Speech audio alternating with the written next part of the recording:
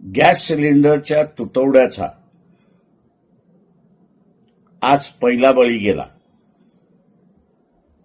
आंधवी मिर्झापूरचे वंचित बहुजन आघाडीचे माजी सरपंच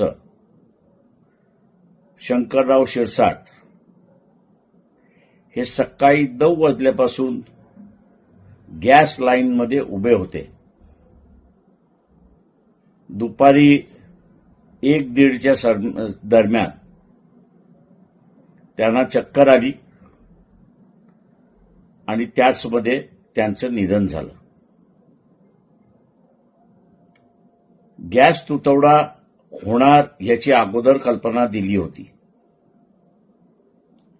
शासनाने नियोजन व्यवस्थित केलं असतं तर कदाचित माजी सरपंच शंकरराव शिरसाट यांचा जीव वाचला असता.